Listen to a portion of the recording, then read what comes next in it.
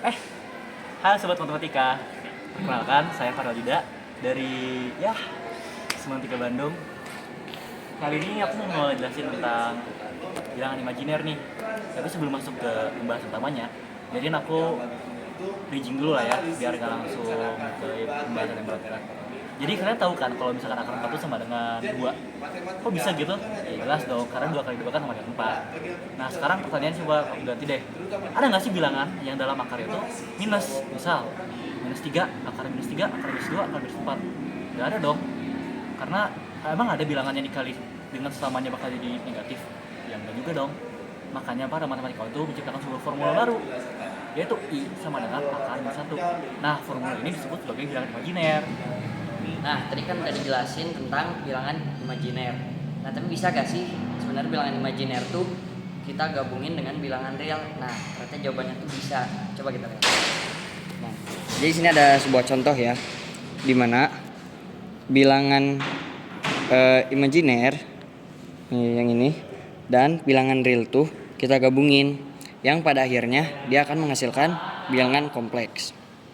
Jadi Z sebagai bilangan kompleks sama dengan A sebagai bilangan real plus B I-nya. Nah, ini imajiner. Nah, coba kita lihat ke bawahnya. Di sini adalah contoh penerapan dari bilangan kompleks. Kurang lebih sama kayak Kartesius. Nah, di sini X-nya itu sebagai bilangan real dan Y-nya itu adalah bilangan imajiner. Nah, contoh angkanya itu adalah 4 plus 3I. Jadi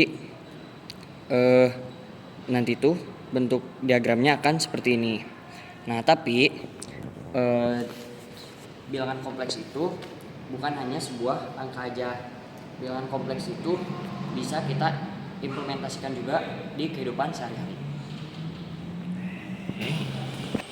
Nah, kalian udah tahu kan kalau misalkan tadi imajiner itu memiliki sebuah sumbu gitu ya, antara sumbu real dan juga sumbu imajiner.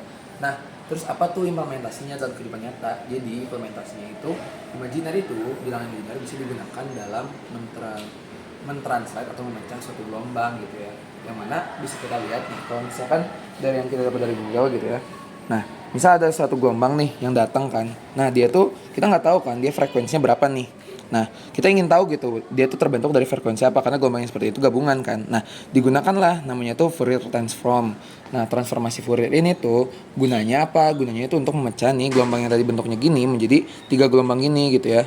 Yang mana masing-masing gelombang ini tuh memiliki frekuensi yang berbeda. Nah, terus apa sih hubungannya, kok bisa imajiner tadi memiliki hubungan dengan gelombang? Bukannya gelombang itu ada kaitannya sama sudut? Ya emang, karena kan kalau misalkan kita tuh tadi udah ada tuh diagramnya kan pasti bakal bikin sudut kan. Dan kita juga tahu bahwa ini tuh bisa diformulasikan menjadi E pangkat I kali theta, yang mana yang tetanya ini pasti dia tuh bakal punya hubungan sama sudut dari si gelombang itu datang kan. Dan juga kita tahu kalau misalkan grafik sinus dan juga kosinus itu tuh kan merupakan grafik dari fungsi trigono, yang mana bentukannya itu bakal seperti gelombang ini kan. Nah, makanya dari itu Fourier transform dan bilangan imajiner ini tuh saling terkait satu sama lain. Karena kalau kita nggak ada imajiner, kita nggak bisa tahu nih apa aja sih gelombang yang terdapat di suatu gelombang acak tadi gitu.